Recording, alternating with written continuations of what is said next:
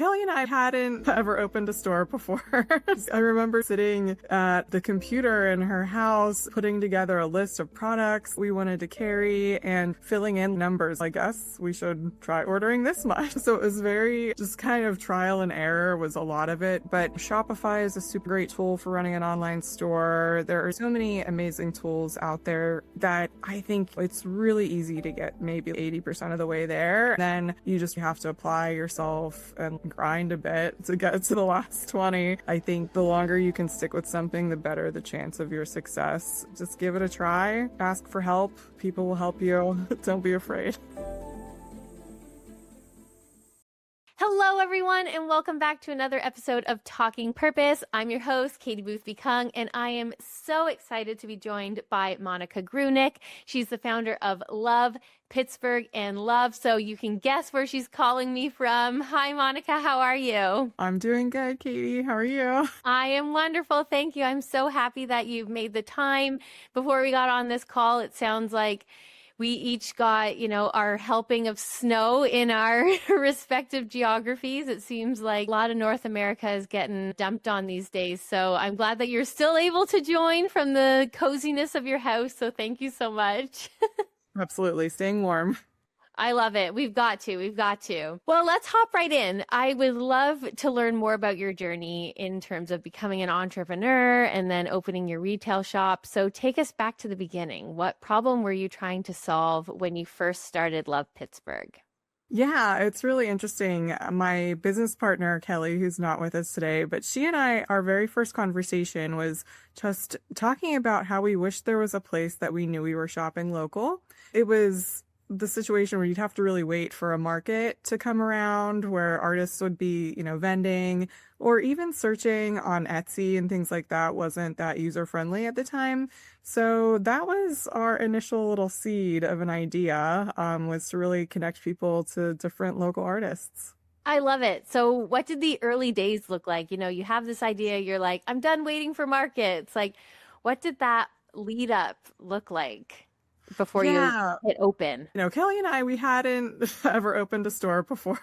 I remember just sitting at the computer in her house and we were putting together a list of products that we wanted to carry and just filling in numbers well, I guess we should try ordering this much. And, so it was very just kind of trial and error was a lot of it. But we were really lucky because she and I both were involved in the maker community of Pittsburgh. So we had a lot of good contacts of different artists and makers who we knew were super talented and that we would love to showcase. So that was a really great way to kind of kickstart it. And for at least maybe the first 4 months or so, probably the only people working in the store. So, we were really doing everything ourselves, from tagging products to just being there to greet customers and getting the website set up. So yeah, it was a lot of DIY and a lot of just learning as you go.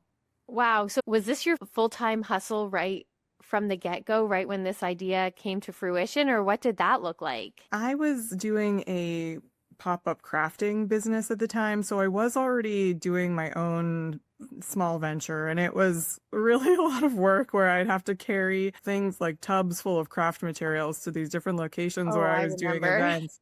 Right. Yeah. That's actually how we found our space. I was looking for a space for that business and I was like, no, this would be a better gift shop. And that's the impetus to kind of move forward began. So I was still doing my crafting at the time and running that business. However, it was really based around events. And so I did have a lot of free time. And then Kelly, she was doing some freelance work and also creating some of her own products at the time. So we both had a lot of flexibility, which was very helpful, especially in opening a brick and mortar where you actually have to be there and have the doors open. No kidding. And I mean, when most people open an online store and then they eventually graduate into a brick and mortar store, and it sounds like you did it. I mean, it sounds like you're building your online store at the same time, but why brick and mortar first? And, what was especially daunting, but what was also particularly exciting about that moment? Yeah, I know. Because this was now like 8.5 years ago. So I think it wasn't so obvious that like e-commerce is just the way to go. Right, You know, right, right. it was pre-COVID. People were still shopping and going places. Not that like e-commerce didn't exist. Like obviously it was big, but yeah, I think it just made more logical sense to us, especially being that it was going to be all local. Stars just kind of aligned with finding the location, and it wasn't a location of Pittsburgh, like in a neighborhood that gets a lot of tourists up in Mount Washington neighborhood. That was where our first store was. And we have a little incline. It's like a funicular train that goes up the side of the hill. So, like, a lot of tourists kind of find themselves in Mount Washington. So it really made sense from like a, hey, we have a bunch of cute things from Pittsburgh. Wouldn't you want to take something home? So we had a nice mix of that type of customer as well as just locals who are, looking for gifts or looking for something cute for themselves. Mm-hmm. Mm-hmm. That's interesting when you talk about the tourists. Like, what kind of market research went into opening this store? Was it as simple as there's a funicular, this would be a great spot? When you think about service-based businesses, particularly in a physical location or shops like yourself, like it really comes down to where it's centered so that you know that the right people are coming in just because it is so physically grounded. So what did that look like? Yeah, not like we had zero data, but we didn't have a lot. I think we got like ridership information about the incline and like how many people were coming up there. We had some resources and people who provided us with some baseline information like that, so we could kind of make a projection based on that. But yeah, it was just more of stars aligning opportunity sort of thing. We didn't look at like, well, what are the top 10 neighborhoods and where we could do this? It was like, hey, there's a space available. Rent was a good price. And we had a good feeling about the neighborhood. So yeah, it wasn't as involved as maybe some people would do for research, but it's worked out. It sounds like it. I mean, now you have what, 3 locations? We Is that do. right? Yeah. So, I mean, obviously the first one was a hit that you were able to open 2 more. So there you go. And you're a Pittsburgh native, like you've grown up there. At that point, it's kind of become second nature a little bit too, right? You're not moving into a new market and thinking, oh, are people going to buy my wares? So that makes a lot of sense. That's cool. Tell us a bit about the milestones over these past 8 years. What have you been the most proud of? What has been maybe something that you're not advertising online, like an award or something, but something that's been really meaningful to you? Yeah. Well, you mentioned we have 3 stores. We opened the second store within a year of the first one, and that was really kind of spurred by like our downtown partnership group recruiting us for, some retail in the downtown area. But and that store was really great and it still exists. But then the Strip District neighborhood of Pittsburgh is where we opened our third store. And that has been a real game changer for us just because that neighborhood has a lot of development right now. It's one of the hottest neighborhoods, most frequently visited type of place where whether you're a local or a visitor to Pittsburgh, you are likely to find yourself in the Strip District. So the sales comparison of that store to the other stores, it's really a huge difference for us. And so we have just been so thankful like to actually have that opportunity to be in this strip. We've wanted it for a long time. So that was one that we actually gave a little bit more thought in targeting to how we were where we wanted to open. And it's really paid off for us. So we're super happy. And actually just in 2025, for the first time, we hit the $1 million mark in sales for Love Pittsburgh. Yeah. So huge, huge milestone for us. Amazing. Yeah. We've been close like a Wow. number of years, but to finally get it is yeah, it's really special. Wow, you're obviously becoming quite a staple in the community, and people know where to find their wares or where to send their visiting aunts to go get some of their souvenirs. I love it. Wow, those are two incredible, incredible milestones. Then on the flip side, maybe I should start with this one because this is a moment to celebrate. Now I don't want to bring us down, but on the flip side, what have been some of the hardest moments or maybe their ongoing challenges of running both an online and IRL business? Yeah, I think it's just been trying to keep up with it, like keep up with the growth in a way. We have an amazing team besides Kelly and myself, two full-time managers, and then also just like our part-timers who are super dedicated and really like great at so many different things. So it's really just trying to spread out all the things to do and share it in an efficient way. We've been just really trying to do more and more on the e-commerce side and just for marketing in general. And so I think just marketing is a challenge just because it is honestly just so much work. There's just so much to do. We have, I think, every full-timer has something, some piece of marketing that they own, and we are delegating it out to have our teams help us make like TikToks and all that stuff. So it never stops. You always have to have something else to talk about. While it can be a lot of fun, it really does feel like a pressure and a challenge to kind of constantly be juggling.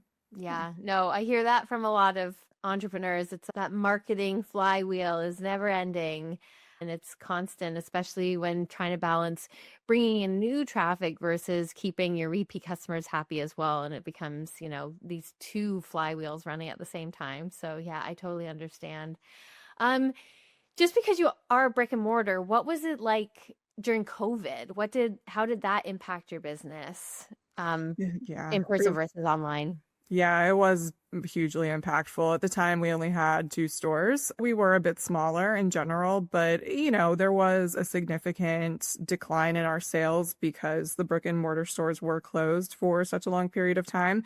However, we had such a strong response, especially at the beginning of COVID when things were shutting down, from locals who were purchasing online, who were buying gift cards, placing online orders. We had just like bins of orders and things like that, just like stacks and stacks of online orders. So people really did go out of their way to make it a point to not only shop in big box stores for what they needed, but to also support us locally. So while it was, still like a hard time to get through, we really did feel the support of our community. And yeah, we're so thankful that people have the desire to shop local and, they want to be meaningful with how they're making their purchases. Totally translating into 2026. Do you find that there's still that desire, or do you find that you've been able to cultivate that community of local shoppers into, raving fans? What does that look like? Yeah, we are super lucky that we have some really great customers, and a lot of them are repeat customers. So if they're looking for just a birthday gift for a friend, or sometimes they could be a real estate agent getting their housewarming gift for their next client. And, so people do visit us for really an almost endless amount of occasions. We do try to keep track of it, but there's so many different occasions. And so we're very thankful that people are still thinking of us. That's why we just want to keep sharing the stories of the artists and makers. It's like we're a small business supporting a lot of other small businesses, is what we like to say. So it's just really, this full circle experience. You can really feel good when you're shopping with us. We're super thankful to have some real loyal fans. Oh, that's so good. I love it. And so you mentioned being a small business for small businesses. And we'll kind of touch on this as we start thinking about, brand experiences. But what are some of the criteria that you look for when you want to partner with a business in Pittsburgh? Are there certain checklists and things like that uphold your values as well? And what does that look like? And maybe to put it back onto our audience is, for people who are looking to get into brick and mortar, what's some advice that you have to help them think about positioning themselves? Yeah, absolutely. We do think about just well, one, our first main criteria is that you actually do have to be from Pittsburgh.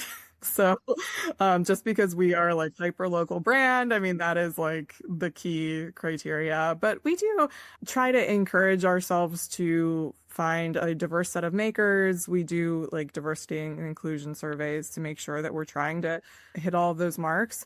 But the real criteria is also like, is it something that our store needs? Or, there are some duplicate types of vendors out there, so we can't necessarily carry like every soap vendor in Right. Pittsburgh. If we have 2 or 3 or 4 different people making soap for us, like that might be enough for right now. What we say we try to do is like carry the best things from a lot of different people. So if you make a whole ceramic line, we may only be able to carry a few of your pieces, but at least you get to be represented in the store, and we can then showcase even more artists and makers. So for us, it's really just kind of balancing like what is the need right now, making sure we're not like duplicating other people. But yeah, if you're from Pittsburgh, like reach out. We have an application on our website. Now that the new year is here, we're definitely open to looking at new apps. We have a little like cutoff in the holiday because it gets a little too crazy. But Oh, I bet. yeah, so now's a great time.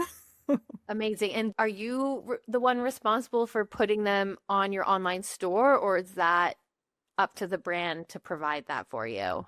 Yeah, it's something that we try to have it be collaborative, where we'll ask people if you have photos or any information you can provide about that product. It really does make it a lot easier for our team to get that information up there. But, one way or another, we're still taking photos and writing descriptions. So, yeah, but we welcome a lot of information if you have That's how it goes, yes. Or it's like having like a mini master class on how to write product descriptions so that it can all be done properly the first time around. Yes. That's so funny. Just off the cuff here, what is your best seller? Are you allowed to share that? Yeah, so it's a small thing. It's this little ornament. We have these little pierogi ornaments. They're just like made of fleece, and I used to make them myself, and then one of our team members like took that on, and she made over 1,000 last year, and we sell them all year. So they're super cute, and that's just. However, I will say we have. It has to be over like 700 different SKUs. We have a lot of things in our store. So even though that ornament is always in the top, there are like so many fun, cute things to find in our stores. It's definitely worth checking out the website. I love it. Is the pierogi a Pittsburgh thing, or is it just a pierogi? It is a Pittsburgh tradition. There is a large Polish population in Pittsburgh, and it was typically like a lot of churches would have like pierogi fundraisers or making pierogies in their basements, and I love it. All these stories. So yeah, so we have a real soft spot for pierogies. Oh my gosh. Now I'm hungry, first of all. And second, I need to see this pierogi ornament. I love everything about this. I want to share something that I'm building alongside this podcast. It's a community for purpose-driven, product-based founders who don't want to build alone and who want to grow smarter, not just harder. After years of supporting founders at Shopify, I kept seeing the same thing. Mission-led entrepreneurs doing meaningful work, but lacking a peer space that helps them move faster and make better decisions without compromising their values. This community is designed to be a growth accelerator, a place to learn what's working, pressure test ideas, share real tactics, and build momentum together so growth feels intentional, supportive, and sustainable. If you're interested, join the waitlist. Find the link in the show notes below. Thank you for sharing, by the way. So getting into some of the nitty gritty, I suppose, but how do you personally navigate the tension between supporting local makers, as based on the conversation we've had so far, that is truly where your heart is, and making sure, of course, that the business itself stays financially healthy?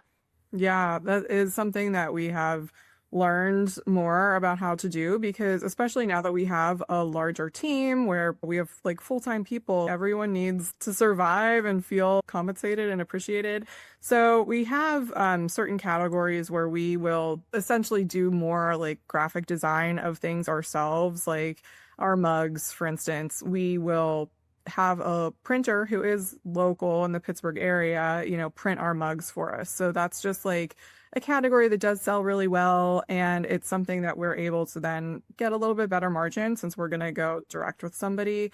So it's just this balance of, where can you do that in certain areas, but still like really keep a lot of like the artist character and everything like that. I like to think that we're creative in what we're making as well. So even though it's not like there's that extra layer of another artist providing it, like we are acting as the artists in that way. And our team contributes ideas and we brainstorm products and stuff like that. So it really does feel like it's still, like a good way. It's just, like I said, a balance of how do we make it so we can sustain ourselves, but then also, support all of the other artists that we want to carry.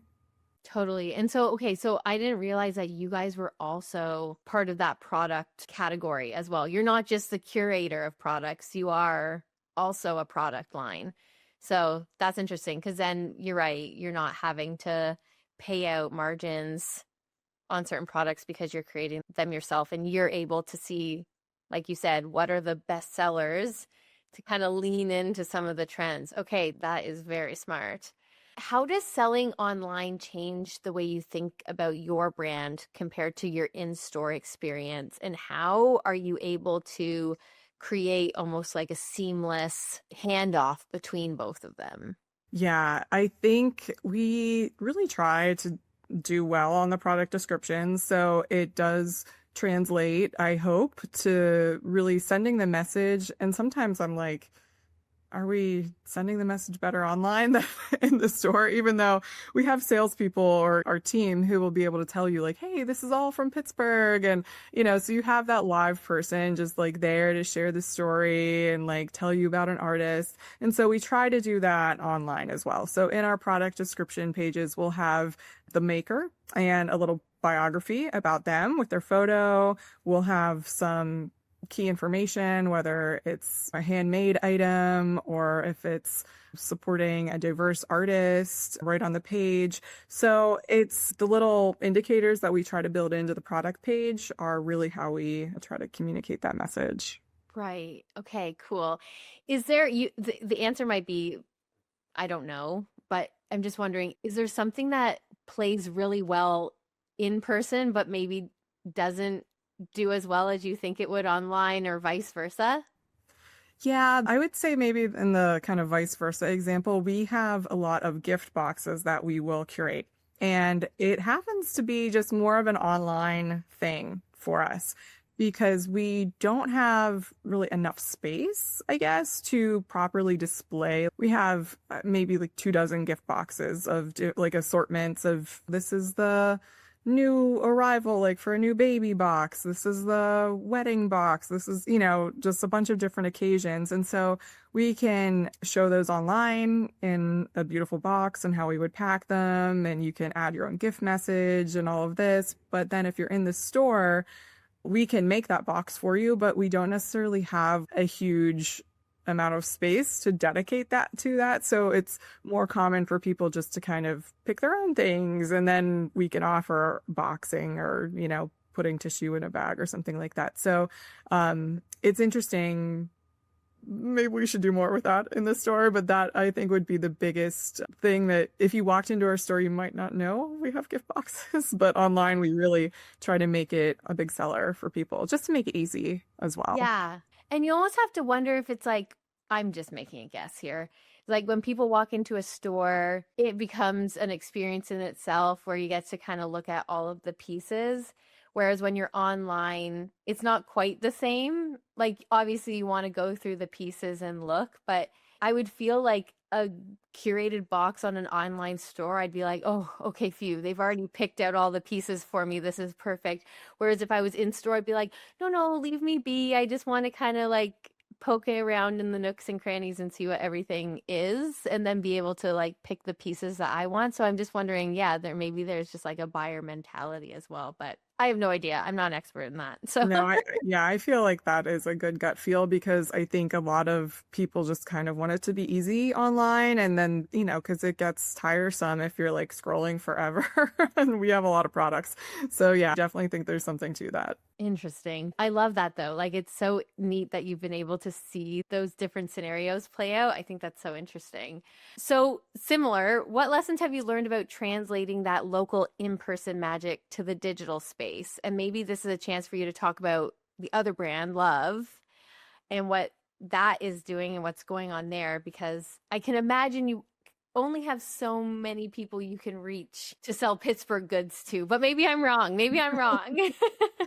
Yeah, I know. If you have some tie to Pittsburgh, I hope that you've found us or seen us on Instagram or something. Our main like storytelling of the Love Pittsburgh brand is geared around anything related to our city, but primarily telling the stories of the artists and makers and how do we just like feature them? Because we've done these like lives where we'll interview artists and makers and they're just so interesting, to kind of hear that person's story. And it's like bringing the market just right to someone's phone and they can, have that interaction or at least learn a little bit about them as if they were talking to them at a market. So I think that type of storytelling is the strongest thing that we can do on social. But then, so Love is, you mentioned our sister store, which we opened just 2 years ago. And Love is a love themed store. So it is not geographically tied to Pittsburgh, although we do have our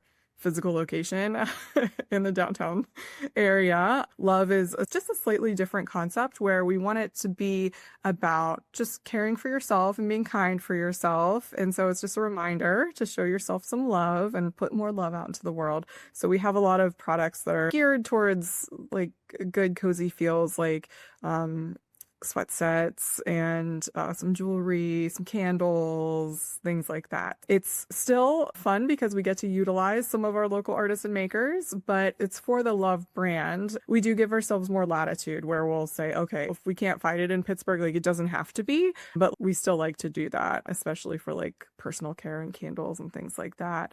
But yeah, with Love, we have the opportunity to really reach anyone who would be interested in that message of just, being the best version of yourself, like stop overworking, overthinking, overdoing everything, like, Yes, all give the yourself. above, yes. Yeah. So that's really the story behind that. And although it does have the capability to reach a broader audience, we're actually still like much stronger from like a social standpoint with Love Pittsburgh. And, but it's newer brand, so we're still growing and something that we're enjoying working on. Ah, I love it. And so have you noticed a change in the demographic, or has your fan base from Pittsburgh followed you over and you're able to then grow it from there? We do have some good crossover from Love Pittsburgh because we do a lot of promotion just to kind of spread the word, tell people about what's new at the sister store. However, we have a really great success rate on getting people to sign up for our rewards program whenever they're shopping in our store. And many of these people just come across us because they're traveling to Pittsburgh. And so I would say that we're actually better at keeping and communicating with our not local customers for the Love brand. And which is really great because that was, the intention. But yeah, it's very positive on like the number of people that will like want to hear from us in That's the awesome. future. Yeah. You opened my email. My goodness. Yeah. That is the gold when it comes to e-commerce. You opened my email. Oh my goodness. That's so funny. So I think both of your brands, I know Love Pittsburgh does for sure, but I would assume that Love does too, has a specific focus on giving back and sustainability. So tell us a bit about that and how that has evolved over time with your business. Yeah, it's so cool. We started like so long ago. There was an organization called Sustainable PGH that would certify your business. And so that was like one of the first projects our team member Jen worked on was like getting us certified. And you had to do these big questionnaires and like all these, check all the boxes. Like, are you turning the lights off and recycling paper and what have you? So, yeah, we still put all those practices into place. And it's yeah, just shopping local. I mean, that in itself is such a huge sustainability hack. You don't have to ship things like across the country or across the world. So we're really thankful that's so ingrained in our business. And yeah, we have partnered with local organizations to really support artists and makers. Like last year, we were partnering with the Greater Pittsburgh Arts Council. We'll collect tips like on our website or at the cash registers. There's like a donation box. So they're just small ways, but it's just something that we can contribute and make sure that, yeah, we're doing our part to support the arts and organizations that Yeah. have similarly aligned values. And it sounds like it would align exactly with your audience and your makers. Like these are your two main audiences. And by the sounds of it, they align with what it is you're doing and growing as a business. So again, that also makes sense. Like you're not, donating to like a cat shelter. Not that that's a bad thing, but it just might not resonate quite the same. I know, it's funny. We actually used to donate to a cat. Oh, No, I know, but never it's so funny. mind. No, but like, and because like just personally, it felt good to us, but then we actually did have to make a conscious change. We're like, like, why aren't we Yeah, more it aligned? So happens. yeah. Oh gosh, that's so funny. I didn't even know that. I'm sorry. Oh no, it's fine. Well, as you can see, you've evolved over time to again like Yes. solidify that brand experience. So I think that was probably the right decision. Thank you. Yeah. When you pause and think about things, it helps you get some clarity over time. Totally. Oh yeah, and that's the other thing. Like for people listening who are in the infant stages and you've been around for 8 years and you've had a lot of time to really hone in on who your ideal customer is, and that does take time, right? Like there's no way around it. It will just take time. That's good. Absolutely. So as you look ahead to your next chapter, the next 8 years, what are you most excited to experiment with or build next? Yeah, for the Love Pittsburgh side, as I mentioned, we'll do some repeat gifts for people or even do like corporate gifts. And so just having more opportunities to reach those customers, either through our marketing or finding more of them in the Pittsburgh area. We love it because it's just such a good order usually for our vendors. We'll contact them and be like, hey, can we get 50 of this thing? And, and it just depends on, who's ordering what, but it's always just such a great sales opportunity and just opportunity to really share and spread that abundance with the community. So I think that would be a great area for us to continue to work on. But I think just expanding how we're sharing our brand story and keeping up with, telling the story of our makers. That's really important to us and something that we plan on continuing to do. But yeah, and then I think that does include like the online growth. And although we haven't done it yet, and I don't know that we would do this for Love Pittsburgh yet, but for Love, we really have just done everything organically. It's all just the gathering people on our email list or trying to reach people through social and experimenting with running ads and trying to reach a broader audience in a real like targeted, meaningful way, putting some more budget behind that growth is something that we are looking forward to experimenting with this year. Nice. I love to hear it. I love to hear it. Organic and ads. It's like the recipe for success. So good for you. Thanks. I feel like that's like a no-brainer, but sometimes it's not so much.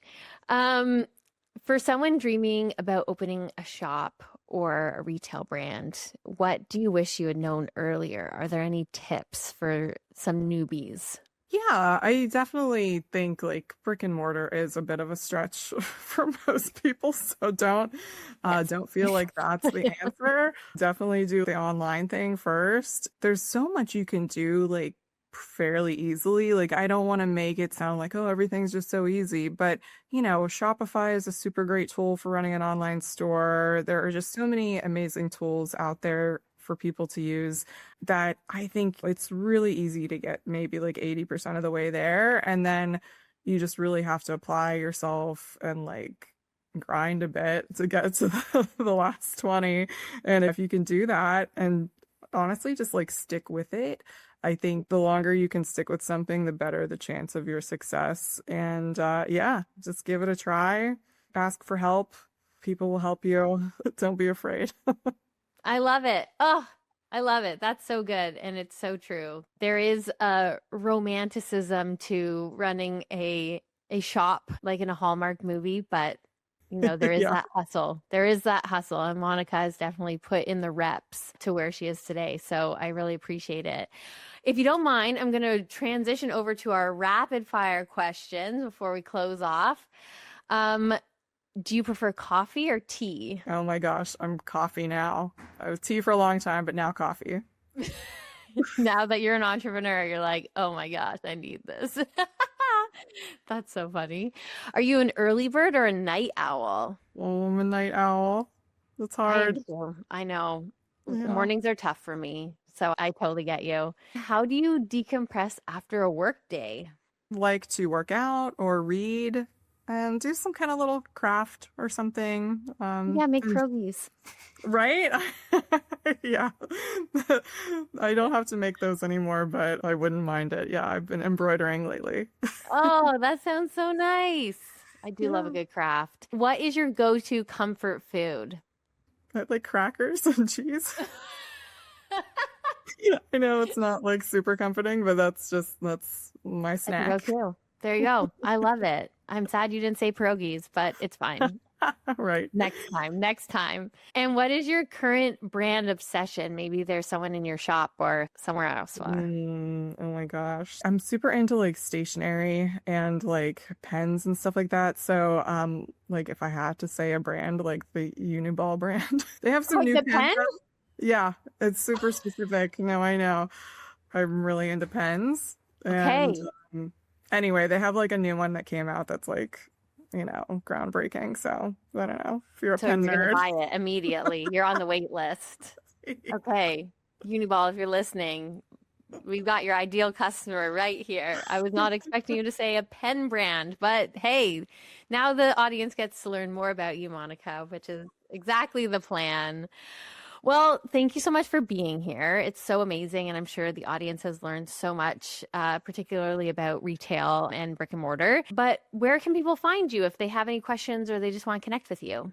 Yeah, you can find us at Love Pittsburgh Shop. That's our Instagram handle. It's also lovepittsburghshop.com is our website. So you could contact us through there. Or if you're going to check out the Love Store, it's at Love Stores Co. And that's also our website, lovestores.co. Perfect. Well, Monica, thank you. It's been such a delight. I really appreciate you taking the time, and we'll chat soon. Well, thanks, Katie. Appreciate it.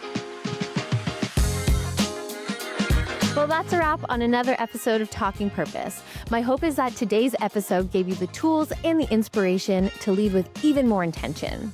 If you enjoyed the episode, please show your support by liking the video and subscribing to the channel. It's the best way to help us grow this community of changemakers. If you have a question for our guest or a topic you want us to dive into next, drop a comment below. I read every single one. I'm Katie Boothby-Kung. Thanks for joining.